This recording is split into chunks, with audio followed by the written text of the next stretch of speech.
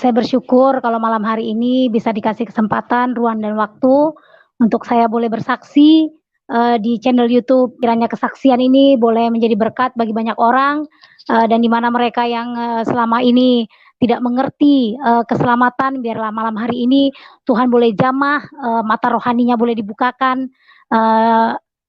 biarlah semuanya hanya untuk kemuliaan Tuhan. Jadi salam Bapak Ibu Saudara semua. Perkenalkan, nama saya Novi. Saya memang terlahir dari keluarga Kristen, tetapi saya kurang sedikit beruntung karena keluarga saya, mama dan papa saya bercerai pada saat saya masih kecil, bahkan masih umur 4 bulan. Jadi saya nggak sempat kenal papa saya gitu. Jadi saya itu dibesarkan oleh keluarga nenek yang memang sudah Kristen di awal gitu. Jadi seiring perjalanannya waktu, di mana di masa-masa remaja gitu kan, saya sedang mencari jati diri, kalau bahasanya orang sekarang gitu, cari jati diri gitu. Jadi saya, puji Tuhan saya nggak pernah terjerumus dengan hal-hal yang tidak baik. Bahkan saya mencari Tuhan gitu, sehingga pengenalan saya akan Tuhan pada saat masih remaja pun saya sudah mengenal Tuhan gitu. Tetapi berjalan seiringnya waktu, saya bercerita sedikit tentang masa lalu saya. Mama papa saya tadi saya bilang sudah berpisah sejak saya umur 4 bulan. Jadi saya nggak pernah mengenal mama saya, nggak pernah mengenal papa saya, tapi saya juga tidak tinggal dengan mama saya. Walaupun kami satu kota, tapi saya nggak pernah tinggal satu rumah, satu atap dengan mama saya. Jadi pada saat itu usaha keluarga kami bangkrut, kami harus pindah dari satu kota ke kota yang lain karena memang kakek saya itu jiwanya pengusaha. Kalau dia memang bangkrut, dia nggak mau dilihat orang gitu. Jadi dia harus pindah ke tempat yang lain gitu, memulai usaha yang baru gitu. Jadi singkat ceritanya waktu itu di tahun sekitar tahun 1998, saya pada saat itu remaja, masa kelas 2 SMA, saya sudah mama saya waktu itu supaya jangan bingung gini, mama saya dan papa saya pisah, papa saya menikah dengan orang Jawa dan mama saya masuk Muslim gitu. Mama saya masuk Muslim, papa saya juga ya saya belum ketemu memang tapi papa saya juga masuk Muslim gitu. Jadi saya melihat bagaimana kekacauan rumah tangga mama saya gitu. Mama saya nikah dengan Muslim yang bukan malah membimbing mama saya masuk ke dalam jalan yang benar, malah justru bawa mama saya ke jalan hidup yang memang saya nggak pernah pikirkan gitu. Mama saya terlibat narkoba, suaminya sendiri yang mengajak dia memakai narkoba gitu. Jadi saya sempat sempat agak agak bimbang. Jujur saya dari dulu itu malu kalau teman-teman saya tahu saya adalah anak korban perceraian gitu. Saya malu gitu. Saya nggak pernah bilang sama teman-teman saya bahwasanya mama saya dan papa saya sudah berpisah. Kalau ada teman tanya gitu, saya bilang mama saya tinggal di Kota Malang. Saya nggak mau tinggal di sana gitu. Jadi saya maunya tinggal sama nenek. Saya nggak pernah bilang orang tua saya bercerai gitu. Jadi pada saat itu papa tiri saya bekerja di bea cukai. Jadi karena banyak uang mungkin menyalahgunakan bisa pakai narkoba gitu. Jadi mereka rumah tangganya agak ini bahkan sampai dipecat dari bea cukai. Mereka pindah ke Bekasi. Berarti satu kota dengan saya gitu. Begitu mereka pindah ke Bekasi dan saya harus tinggal dengan orang tua saya. Di situ saya melihat bagaimana gitu mama saya hidupnya nggak damai. Jujur saya mencari seorang sosok sosok bapak gitu yang nggak pernah saya dapatkan. Saya rindu saya memiliki figur bapak yang nggak pernah saya dapatkan gitu. Jadi waktu itu saya sudah berkenalan dengan suami saya yang sekarang.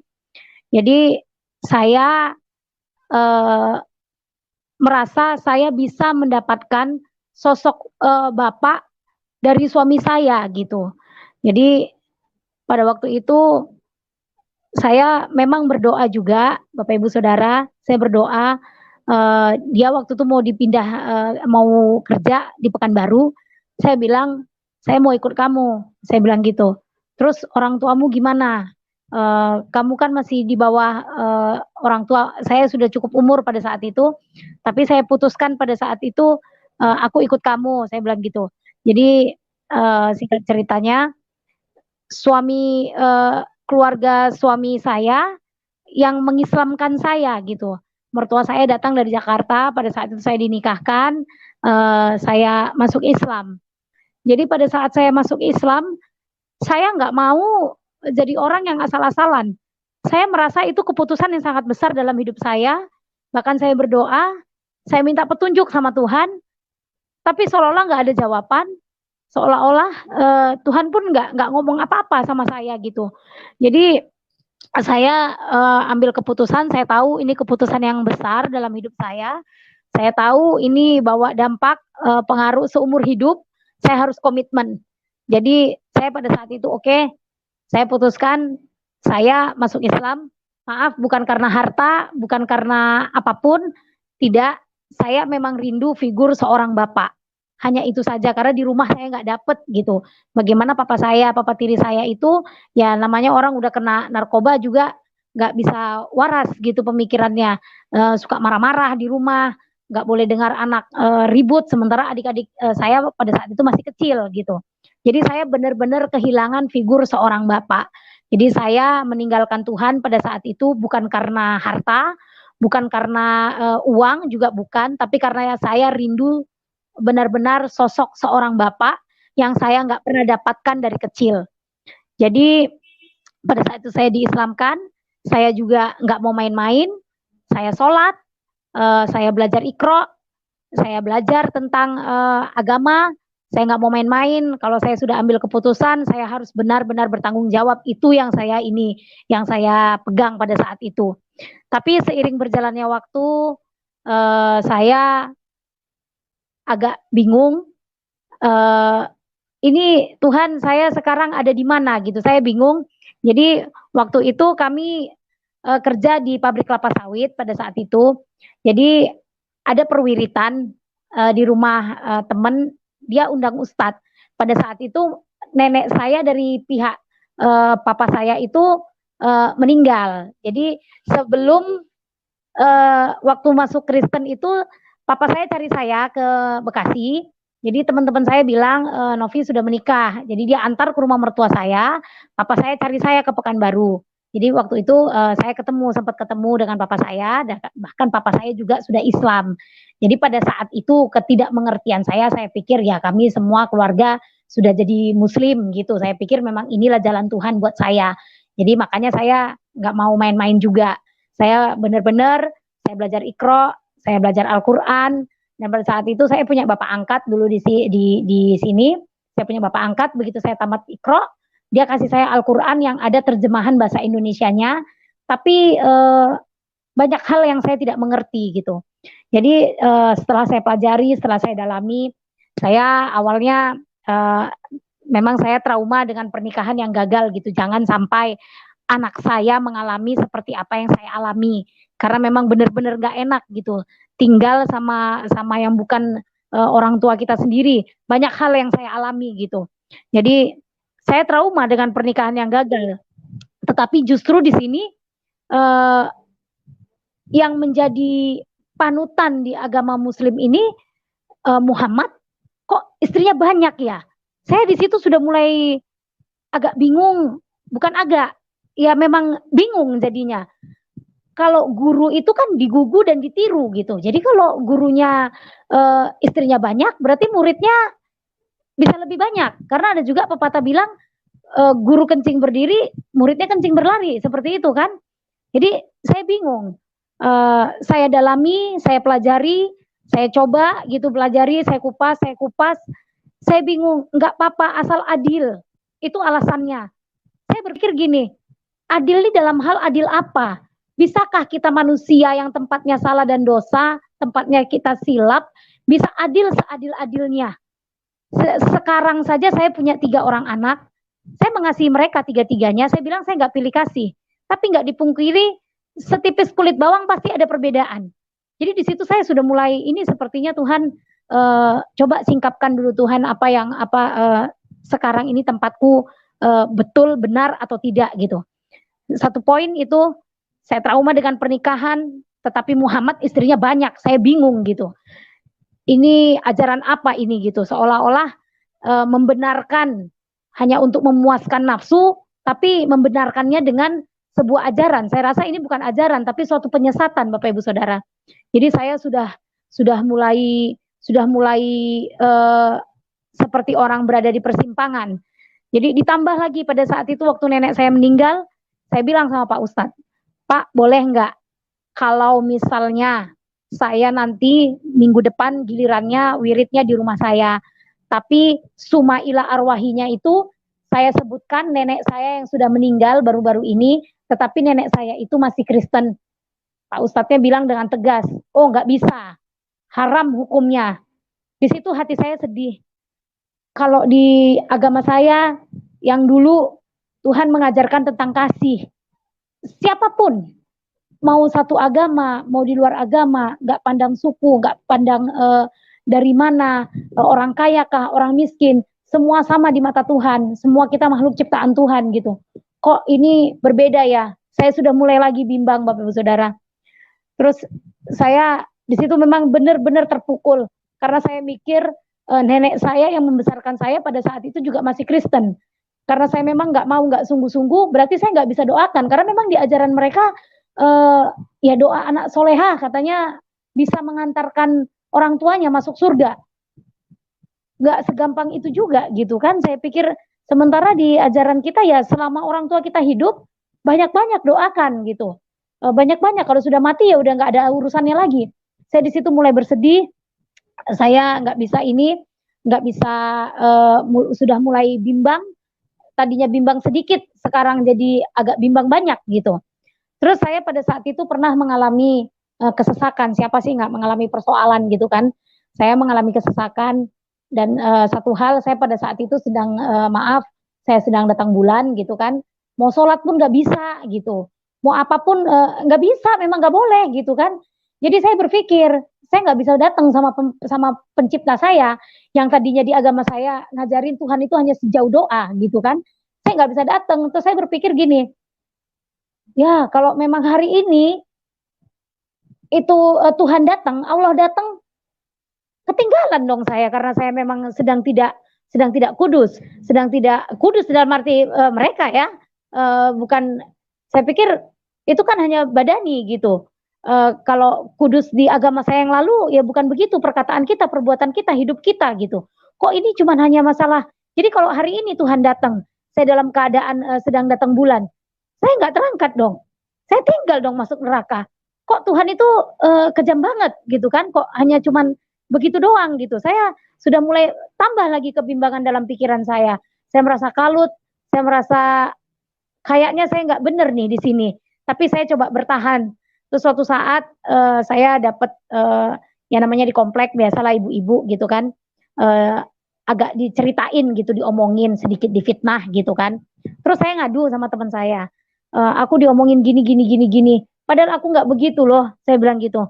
Terus dia ngajarin saya gini, kamu sholat tahajud tengah malam, kamu berdoa, kamu nangis sama Allah, kamu minta sama Allah, nanti pasti Allah balaskan berkali lipat daripada apa yang kamu pikirkan tentang orang itu. Saya bukan makin semangat untuk saya datang untuk sholat, tapi saya justru malah tambah bingung gitu. Kalau di agama saya yang dulu, Tuhan bilang, kalau kamu ditampar pipi kiri, kasih pipi kanan. Ampuni musuhmu, mengampuni gitu. Saya semakin bingung, nggak ada damai sejahtera, nggak ada sukacita. Saat saya memang betul-betul perlu Tuhan, hanya terhalang, hanya masalah datang bulan, saya nggak bisa datang sama Tuhan. Saya benar-benar bingung gitu. Ini Tuhan izinkan aku berjalan di sini udah sekian tahun, nggak main-main. Tapi kok justru semakin saya dalami, ya semakin nggak benar, semakin rumit, semakin nggak terterima oleh akal pikiran saya. Jadi saya terus belajar. Saya ada buku kebetulan dikasih waktu itu buku panduan untuk sholat karena memang saya nggak mengerti di awal gitu kan. Saya baca-baca, jadi ada tulisan Arabnya, ada juga tulisan bahasa Indonesianya gitu. Jadi pada saat itu bacaannya Allahumma ala Sayyidina Muhammad wa ala ali Muhammad kama sholaita ala Ibrahim wa ala ali Ibrahim innaka Hamidun Majid. Allahumma barik Muhammad kama barakta ala Ibrahim wa ala ali Ibrahim innaka Hamidun Majid. Saya baca pengertiannya, ya Allah, berilah rahmat kepada Muhammad dan keluarganya sebagaimana Engkau memberikan rahmat kepada Nabi Ibrahim. Ya Allah, berikanlah keberkahan kepada Muhammad sebagaimana Engkau memberi keberkahan kepada Ibrahim. Saya semakin bingung Bapak Ibu Saudara, kenapa sampai saat ini kita disuruh mendoakan Muhammad? Memangnya Muhammad tidak di surga? Nah, kalau Tuhan bilang, aku saat ini sedang berada di sebelah kanan Bapa untuk menyediakan tempat bagimu. Ya Tuhan ada di surga, Tuhan ada di sana untuk menyediakan tempat bagi saya dan orang-orang percaya. Itu yang saya tahu gitu. Jadi begitu saya pelajari ini bacaan di dalam sholat, saya semakin bingung. Kenapa kok Muhammad minta didoakan supaya diberikan rahmat, diberikan keberkahan seperti Nabi Ibrahim? Saya bingung, apakah hidupnya tidak lebih baik daripada Nabi Ibrahim? Kok sampai dia sampai hari ini pun minta didoakan gitu dengan umat-umatnya? Seperti yang disampaikan Pak Yusuf tadi, Pastor Yusuf di awal gitu kan, ya terkoneksi juga dengan apa yang mau saya sampaikan gitu kan. Ya kita tahu kalau Ibrahim di Muslim, di kita Abraham. Kita tahu Abraham diberkati gitu kan, luar biasa. Bahkan dia taat sampai anaknya yang tunggal pun dia mau kasih gitu kan. Sudah dapatnya lama, dia mau kasih. Kalau mungkin secara manusia kita rasa itu bukan suara Tuhan, tapi suara setan. Kita mau tengking cepat-cepat. Anak cuman semata wayang kok mau dipersembahkan pula gitu kan. Tapi kenapa di sini Muhammad berikan keberkahan seperti sebagaimana engkau memberikan keberkahan kepada Ibrahim? Apakah imannya nggak seperti Ibrahim? Atau mungkin memang dia tidak diberkati seperti Ibrahim? Saya jadi bingung. Semakin saya dalami semakin bingung. Semakin saya dalami semakin bingung. Jadi satu lagi saya pelajari lagi, idina sirotol mustaqim. Selalu diperkatakan idina sirotol mustaqim dalam setiap sholat. Tuhan tunjukkanlah aku jalan yang lurus. Memangnya selama ini yang ditunjukkan itu bukan jalan yang lurus? Saya sempat berpikir, tapi ya puji Tuhan, saya memang dari dulu juga memang sudah belajar firman Tuhan. Ya, di sini Alkitab bertanya, Al-Quran bertanya, tunjukkan saya jalan yang lurus. Tuhan saya menjawab. Jadi Tuhan Yesus sendiri berkata, akulah jalan kebenaran dan hidup. Tidak ada satu orang pun yang sampai kepada Bapa kalau tidak melalui aku. Jadi saya serasa terkonfirmasi pada saat itu ada damai sejahtera, ada sukacita, ada ketenangan yang saya nggak pernah rasakan sebelumnya gitu. Saat Al-Quran bertanya, Tuhan menjawab gitu, seolah-olah seperti itu di dalam masa kebimbangan saya, di dalam masa persimpangan saya. Terus Allahumma ala sayyidina Muhammad wa ala ali sayyidina Muhammad, itu kan salawat Nabi yang selalu Muhammad suruh gitu setiap umatnya gitu, bersalawat, diperbanyak. Yang saya lihat artinya itu ya rahmat senantiasa, semoga rahmat senantiasa tercurah kepada Muhammad.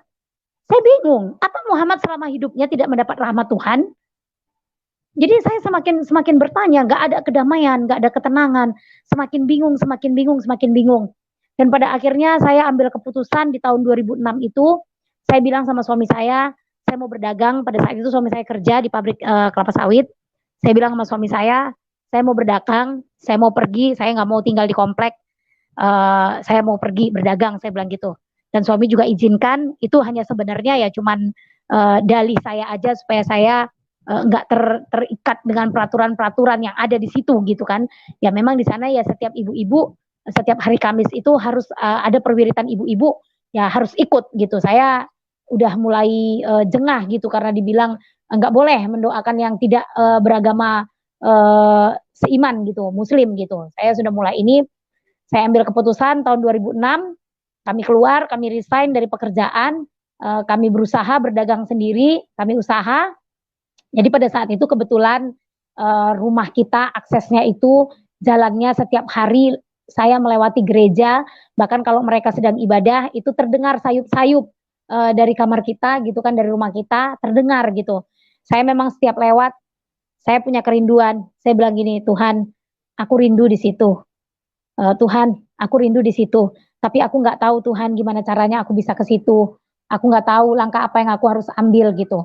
Jadi setelah sekarang saya Kristen dan kebetulan juga saya di gereja pelayanan saya pendoa syafaat, barulah saya mengerti mungkin di gereja itu ada orang pendoa-pendoa syafaat yang senantiasa berdoa. Kalau saya sendiri pribadi selalu berdoa lawatan Tuhan radius 2 kilometer ataupun lebih, biar lawatan Tuhan boleh melawat setiap orang yang berlalu lalang. Jadi begitu saya terima keselamatan, saya merasa sayalah orang yang menerima lawatan Tuhan. Nah, di saat saya berlalu lalang di depan gereja. Jadi pada saat itu di tahun 2006 ada gempa di Padang. Saya sedang duduk sama tetangga sebelah saya. Saya sedang duduk, jadi gempanya terasa sampai waktu itu kita tinggal di Rantau Prapat. Saya berasa saya mual, saya pusing, saya mual. Padahal itu gempanya enggak sebesar waktu gempa di Aceh. Waktu gempa di Aceh itu juga saya sedang nonton TV, tapi saya enggak alami lawatan Tuhan. Saya enggak alami lawatan Tuhan, saya merasa biasa aja. Padahal itu lebih dahsyat daripada gempa yang di Padang kemarin. Itu gelas-gelas di rak piring saya sampai semuanya bergoncang gitu kan. Jadi saya Tuhan belum jamah saya. Tapi waktu gempa di Padang itu Tuhan jamah saya. Saya merasa mual, saya pusing, saya mau muntah. Saya buka TV, dibilang teman saya, coba buka TV lihat di mana gempanya. Jadi waktu itu kami buka Metro TV, jadi gempanya di Padang. Setelah kami nonton berita, tetangga saya pulang, saya merenung di dalam kamar tuh, saya merenung, saya bilang gini, Tuhan, kalau hari ini hari kiamat, tempatku di mana? Adakah surga bagiku? Dan selama ini memang dalam Muslim nggak dapat gitu. Amal baik, perbuatan baik itu yang menyelamatkan. Rambut dibelah 7 itu nanti jalan. Sama sekali nggak masuk di akal saya gitu. Boro-boro rambut dibelah 7. Papan 1 aja kalau disuruh menyeberangi surga dan neraka, ya nggak ada yang selamat gitu. Jadi saya berpikir, sementara yang saya katakan tadi, Tuhan menjawab, akulah jalan kebenaran dan hidup, kata Tuhan, akulah roti hidup. Jadi pada saat itu saya sudah mulai bingung, saya sudah memang benar-benar sudah nggak merasa memang nggak ada damai sejahtera, nggak ada sukacita, nggak ada kedamaian, nggak ada ketenangan, nggak ada pegangan hidup, nggak ada sesuatu yang memberikan saya kepastian, nggak ada janji yang memberikan saya kepastian gitu. Pada saat nanti ini dunia berakhir, pada saat saya mati saya di mana, nggak ada kepastian gitu Bapak Ibu Saudara. Yang amal ibadah ditimbang, amal perbuatan baik ditimbang segala macam, saya nggak ada kepastian. Kok di dalam agama yang saya ikuti ini selama 7 tahun tidak ada janji-janji yang membuat saya pasti masuk surga, nggak ada janji-janji yang memberikan janji keselamatan yang benar-benar buat saya gitu. Saya mulai bingung.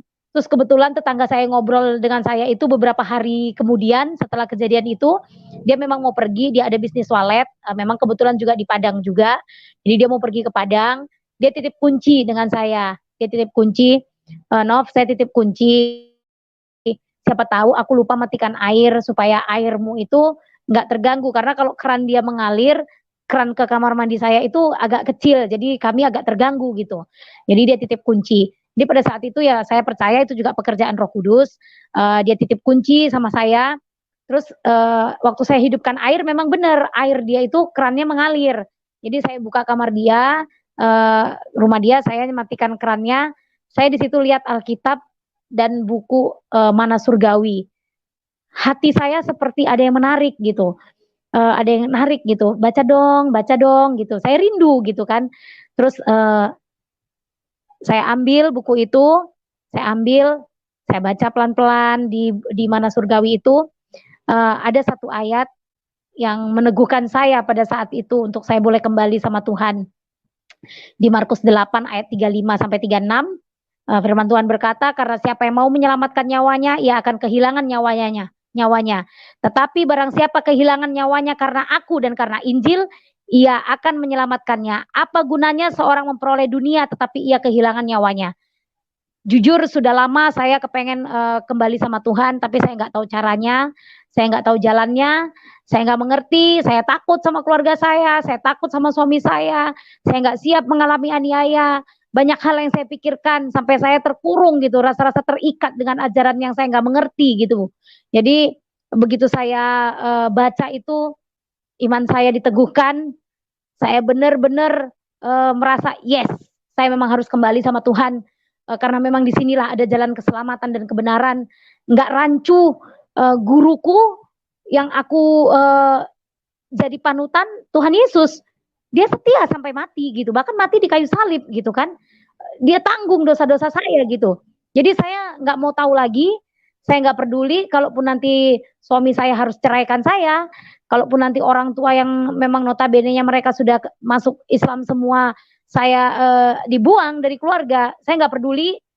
Saya kunci kamar, saya berdoa, saya bilang, Tuhan, aku mau terima Engkau sebagai Tuhan dan Juru Selamat dalam hidupku. Tapi pada saat itu, saya tahu ada kuasa-kuasa kegelapan yang memang tidak suka mengintimidasi saya. Pada saat itu, saya merasa saya ada seperti di pusara air. Saya berputar-putar, seperti ditarik dalam kegelapan gitu.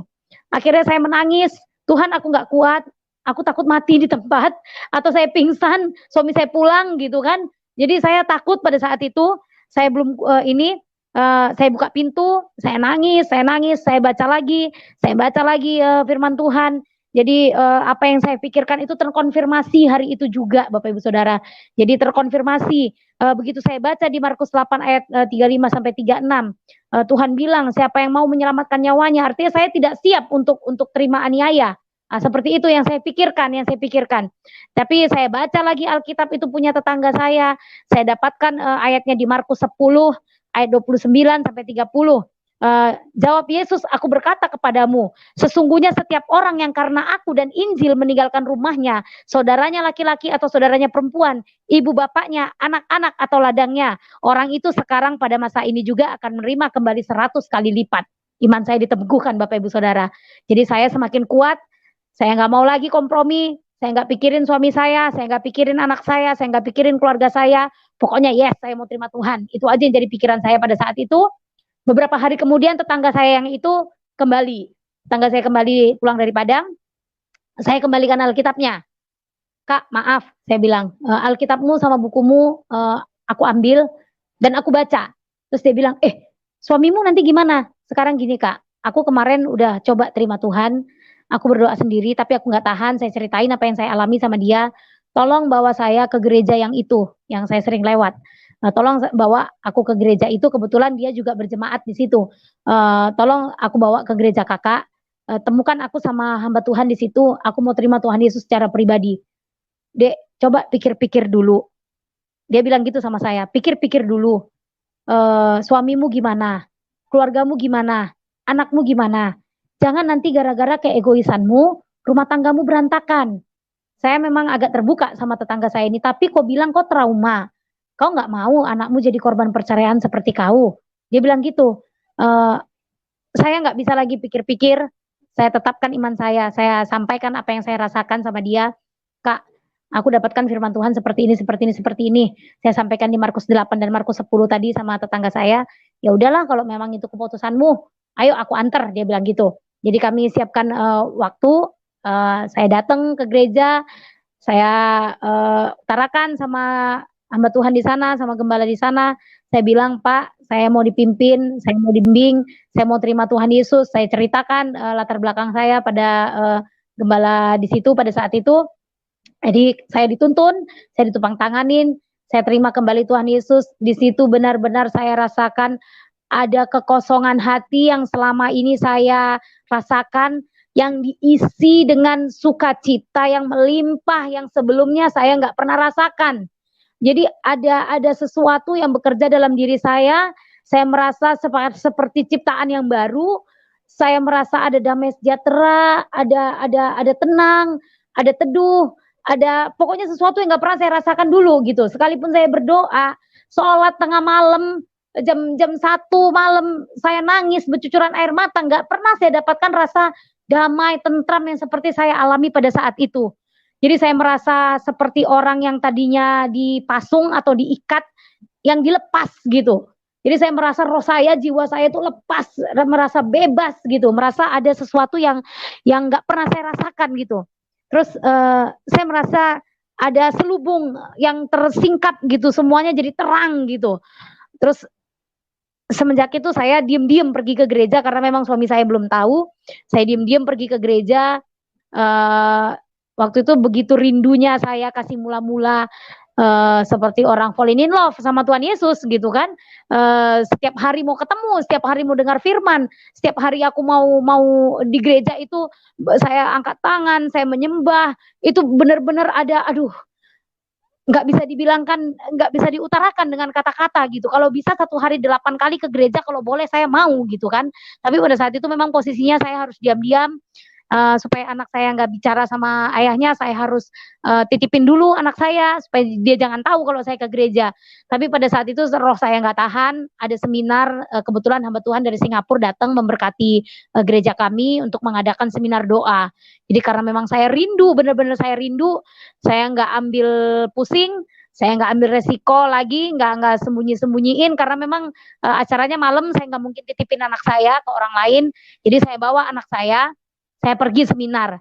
Saya pamitnya sama suami saya di rumah gitu karena suami sedang berdagang gitu, sedang jualan.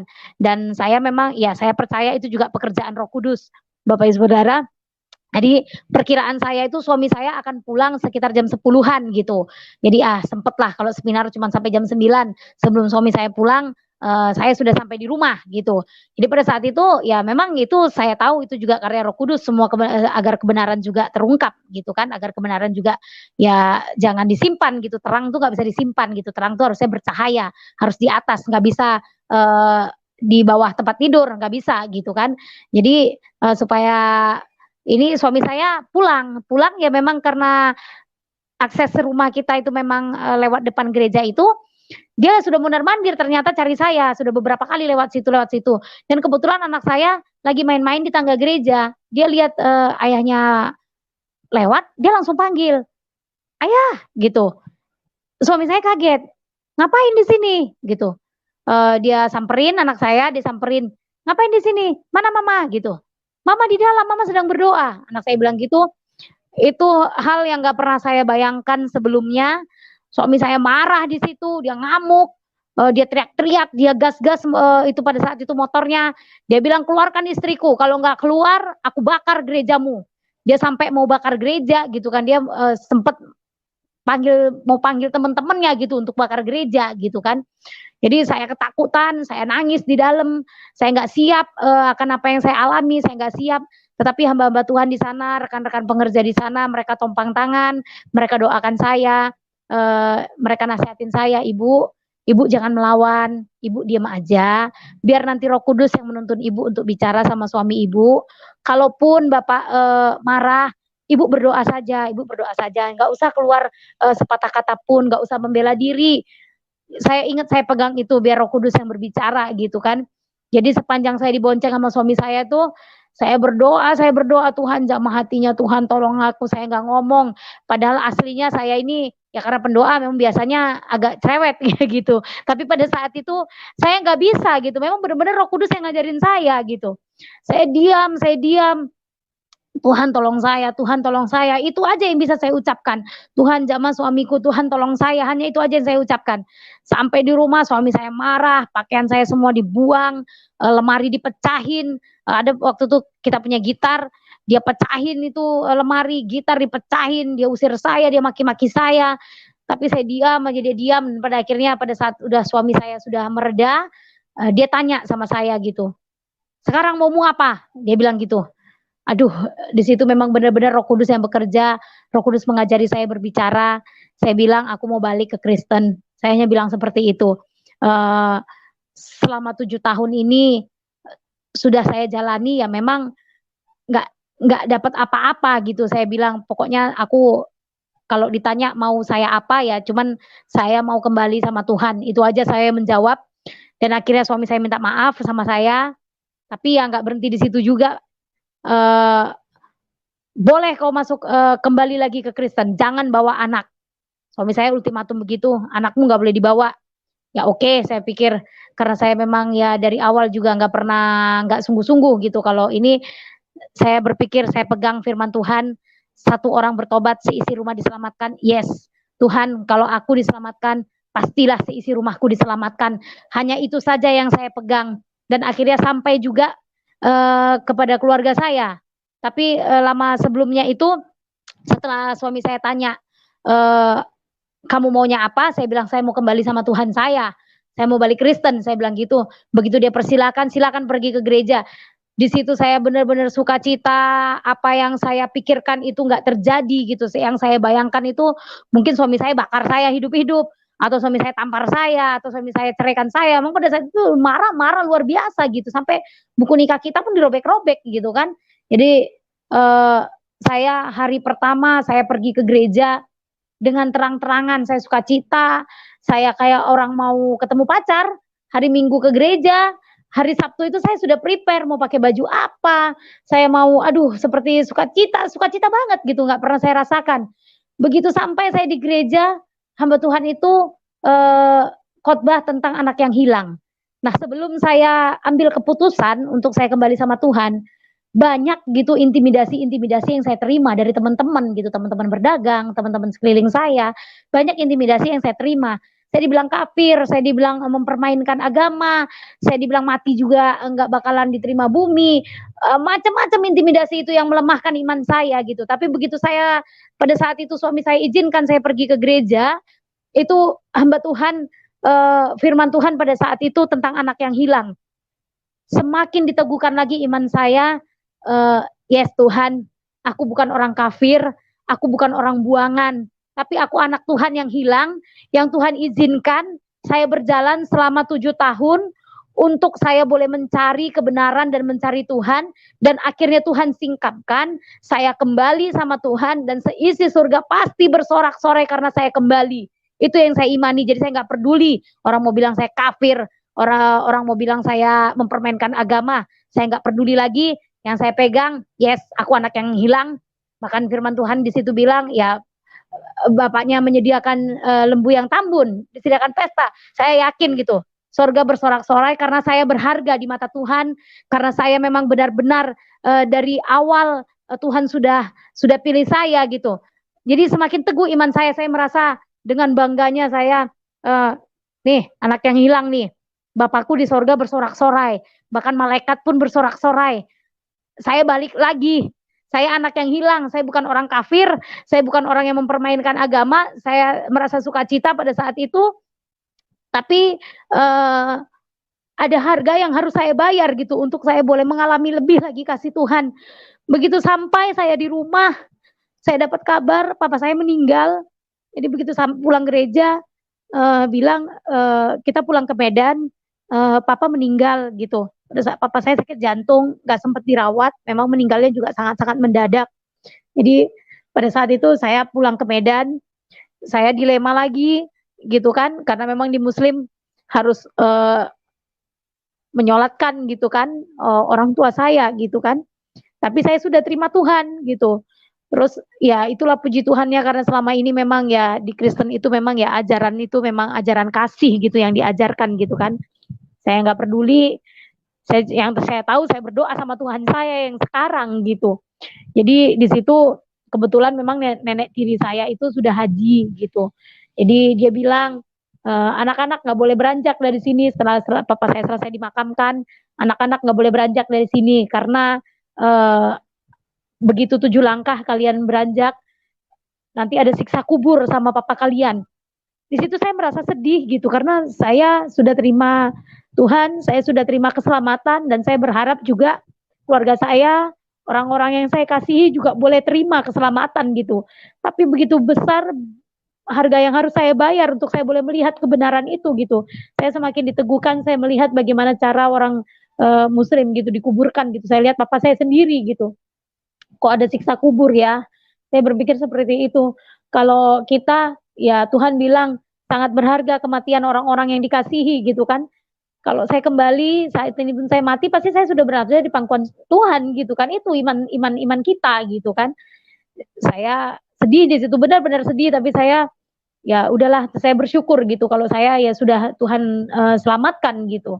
Jadi banyak hal-hal di situ yang merasa saya janggal gitu. Nenek saya nyampaikan beberapa hari kemudian gitu, katanya badannya sakit-sakit, ini udah datang nih siksa kubur nih sama papa kalian, ini udah sakit semua badan nenek, sampai seperti itu gitu. Terus pada saat di pemakaman mereka baca-bacakan ayat-ayat yang ya menurut saya nggak masuk logika gitu, dibacain gitu, kalau malaikat bertanya siapa Tuhanmu, apa agamamu, lucu juga gitu kan, malaikat bertanya, memangnya selama ini malaikat apa kerjanya? Nggak tahu kita agamanya apa, nggak tahu siapa Tuhan kita gitu kan. Banyak hal-hal janggal gitu kan. Jadi semakin meneguhkan iman saya nggak mau, saya mati nggak di dalam Tuhan, saya nggak mau gitu. Saya nggak mau, saya binasa di luar Tuhan, saya nggak mau gitu. Jadi semakin diteguhkan iman saya. Jadi seiringnya berjalan waktu, saya tetap sungguh-sungguh. Bahkan nenek saya membesarkan saya, begitu saya kasih tahu saya sudah Kristen pada saat itu, beliau juga nggak terima, takut gitu, takut saya diceraiin, takut keluarga suami saya menolak saya, dia takut gitu. Tapi karena sudah banyak hal-hal yang Tuhan teguhkan dalam hidup saya nggak takut gitu. Ya sudah, biarkan aja gitu. Kalau memang aku mau diceraikan, ceraikan aja lah. Kalau memang keluarga aku nggak mau terima lagi, ya sudah, nggak apa-apa, saya gitu. Cuman yang saya pegang di Markus tadi, setiap orang yang kehilangan aku karena Injil, kehilangan sanak saudara karena aku dan Injil, kata Tuhan, dia akan mendapatkan 100 kali lipat. Ya memang iya, keluarga kita buang kita kok.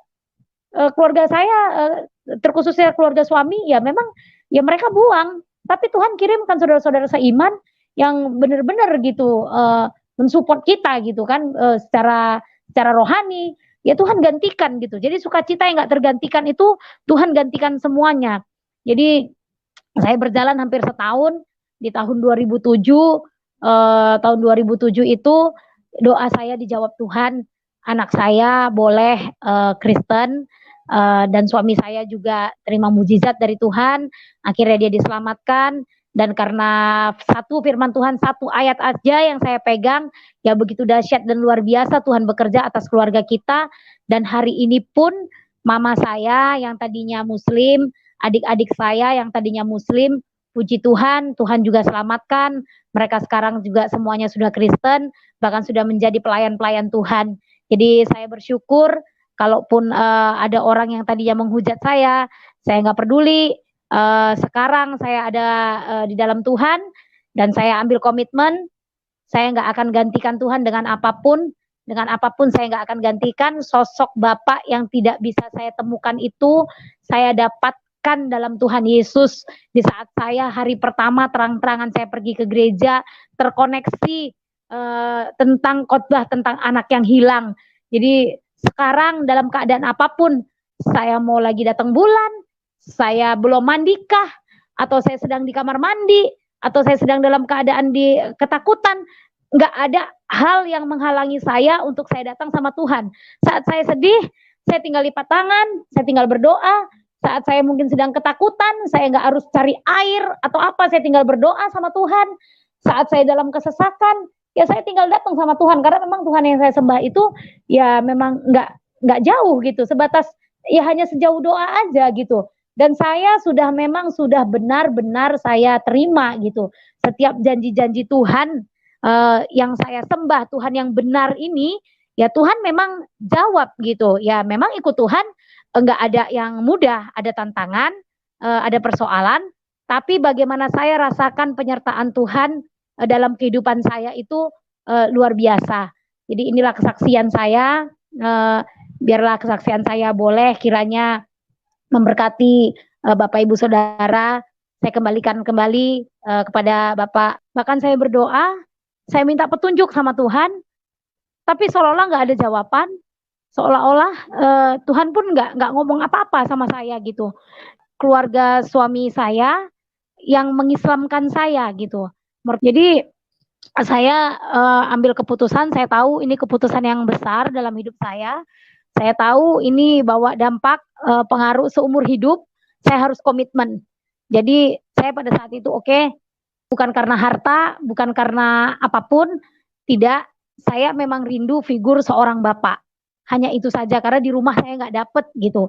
Bagaimana papa tiri saya itu, ya namanya orang udah kena narkoba juga nggak bisa waras gitu pemikirannya. Suka marah-marah di rumah, nggak boleh dengar anak ribut, sementara adik-adik saya pada saat itu masih kecil gitu. Jadi saya benar-benar kehilangan figur seorang bapak. Jadi saya meninggalkan Tuhan pada saat itu bukan karena harta, bukan karena uang, juga bukan, tapi karena saya rindu benar-benar sosok seorang bapak yang saya nggak pernah dapatkan dari kecil. Jadi pada saat itu saya diislamkan, saya juga nggak mau main-main, saya sholat, saya belajar Iqra, saya belajar tentang agama, Saya nggak mau main-main. Kalau saya sudah ambil keputusan, saya harus benar-benar bertanggung jawab. Itu yang saya pegang pada saat itu. Tapi seiring berjalannya waktu, saya agak bingung. Ini Tuhan, saya sekarang ada di mana gitu. Saya bingung. Waktu itu saya sempat ketemu dengan papa saya, dan bahkan papa saya juga sudah Islam. Jadi pada saat itu ketidakmengertian saya pikir ya kami semua keluarga sudah jadi Muslim gitu. Saya pikir memang inilah jalan Tuhan buat saya. Jadi makanya saya nggak mau main-main juga. Saya benar-benar saya belajar Iqra, saya belajar Al-Quran, dan pada saat itu saya punya bapak angkat dulu di sini. Saya punya bapak angkat, begitu saya tamat Iqra, dia kasih saya Al-Quran yang ada terjemahan bahasa Indonesianya, tapi banyak hal yang saya tidak mengerti gitu. Jadi setelah saya pelajari, setelah saya dalami, saya awalnya memang saya trauma dengan pernikahan yang gagal gitu. Jangan sampai anak saya mengalami seperti apa yang saya alami, karena memang benar-benar gak enak gitu. Tinggal sama yang bukan orang tua kita sendiri. Banyak hal yang saya alami gitu. Jadi saya trauma dengan pernikahan yang gagal. Tetapi justru di sini yang menjadi panutan di agama Muslim ini Muhammad, kok istrinya banyak ya? Saya di situ sudah mulai agak bingung, bukan agak, ya memang bingung jadinya. Kalau guru itu kan digugu dan ditiru gitu. Jadi kalau gurunya istrinya banyak, berarti muridnya bisa lebih banyak. Karena ada juga pepatah bilang guru kencing berdiri, muridnya kencing berlari, seperti itu kan. Jadi saya bingung. Saya dalami, saya pelajari, saya coba gitu pelajari, saya kupas. Saya bingung, nggak apa-apa asal adil. Itu alasannya. Saya berpikir gini, adil ini dalam hal adil apa? Bisakah kita manusia yang tempatnya salah dan dosa, tempatnya kita silap, bisa adil seadil-adilnya? Sekarang saja saya punya 3 orang anak, saya mengasihi mereka 3-tiganya, saya bilang saya nggak pilih kasih, tapi nggak dipungkiri setipis kulit bawang pasti ada perbedaan. Jadi di situ saya sudah mulai, ini sepertinya Tuhan coba singkapkan dulu Tuhan apa sekarang ini tempatku betul benar atau tidak gitu. Satu poin itu, saya trauma dengan pernikahan, tetapi Muhammad istrinya banyak, saya bingung gitu. Ini ajaran apa ini gitu, seolah-olah membenarkan hanya untuk memuaskan nafsu, tapi membenarkannya dengan sebuah ajaran. Saya rasa ini bukan ajaran, tapi suatu penyesatan Bapak Ibu Saudara. Jadi saya sudah mulai seperti orang berada di persimpangan. Jadi ditambah lagi pada saat itu waktu nenek saya meninggal, saya bilang sama Pak Ustadz, Pak boleh nggak kalau misalnya saya nanti minggu depan gilirannya wiridnya di rumah saya, tapi suma ila arwahinya itu saya sebutkan nenek saya yang sudah meninggal baru-baru ini, tetapi nenek saya itu masih Kristen. Pak Ustadznya bilang dengan tegas, oh nggak bisa, haram hukumnya. Di situ hati saya sedih. Saya di situ memang benar-benar terpukul karena saya mikir nenek saya yang membesarkan saya pada saat itu juga masih Kristen. Karena saya memang nggak sungguh-sungguh, berarti saya nggak bisa doakan. Karena memang di ajaran mereka ya doa anak solehah katanya bisa mengantarkan orang tuanya masuk surga. Nggak segampang itu juga gitu kan. Saya pikir sementara di ajaran kita ya selama orang tua kita hidup banyak-banyak doakan gitu. Banyak-banyak kalau sudah mati ya udah nggak ada urusannya lagi. Saya di situ mulai bersedih. Saya nggak bisa sudah mulai bimbang. Tadinya bimbang sedikit, sekarang jadi agak bimbang banyak gitu. Terus saya pada saat itu pernah mengalami kesesakan. Siapa sih nggak mengalami persoalan gitu kan? Saya mengalami kesesakan dan satu hal saya pada saat itu sedang saya sedang datang bulan gitu kan. Mau sholat pun nggak bisa gitu. Mau apapun nggak bisa, memang nggak boleh gitu kan. Jadi saya berpikir saya nggak bisa datang sama pencipta saya yang tadinya di agama saya ngajarin Tuhan itu hanya sejauh doa gitu kan. Saya nggak bisa datang. Terus saya berpikir gini, ya kalau memang hari ini itu Tuhan datang, Allah datang, ketinggalan dong saya karena saya memang sedang tidak kudus, dalam arti mereka ya, bukan, saya pikir itu kan hanya badani gitu. kalau kudus di agama saya yang lalu, ya bukan begitu perkataan kita, perbuatan kita, hidup kita gitu. Kok ini cuma hanya masalah, jadi kalau hari ini Tuhan datang, saya dalam keadaan sedang datang bulan, saya nggak terangkat dong. Saya tinggal dong masuk neraka. Kok Tuhan itu kejam banget gitu kan? Kok hanya cuman begitu doang gitu. Saya sudah mulai tambah lagi kebimbangan dalam pikiran saya. Saya merasa kalut, saya merasa kayaknya saya nggak bener nih di sini.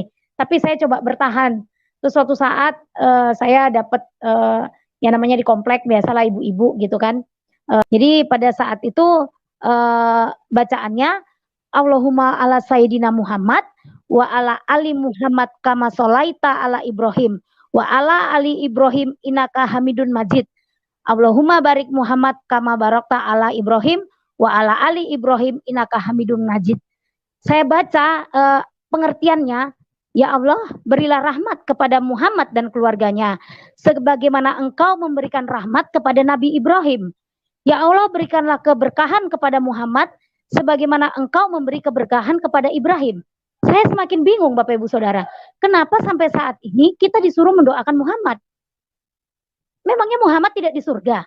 Nah, kalau Tuhan bilang, aku saat ini sedang berada di sebelah kanan Bapa untuk menyediakan tempat bagimu. Ya Tuhan ada di surga, Tuhan ada di sana untuk menyediakan tempat bagi saya dan orang-orang percaya. Itu yang saya tahu gitu. Jadi begitu saya pelajari ini bacaan di dalam sholat, saya semakin bingung. Kenapa kok Muhammad minta didoakan supaya diberikan rahmat, diberikan keberkahan seperti Nabi Ibrahim? Saya bingung, apakah hidupnya tidak lebih baik daripada Nabi Ibrahim? Kok sampai dia sampai hari ini pun minta didoakan gitu dengan umat-umatnya? Amin, puji Tuhan. Saudara sudah menyaksikan kesaksian tadi, doa kami kiranya sudah diberkati oleh Tuhan. Jangan lupa untuk terus membagikan tayangan-tayangan kami kepada sekalian banyak orang. Dan subscribe bagi yang belum subscribe, like, komen untuk mendukung pelayanan kami dan penyebaran berita-berita Injil ini ke segala makhluk. Terima kasih, kita jumpa lagi dalam program acara kami selanjutnya. Tuhan Yesus memberkati. Shalom, haleluya, puji Tuhan, amin.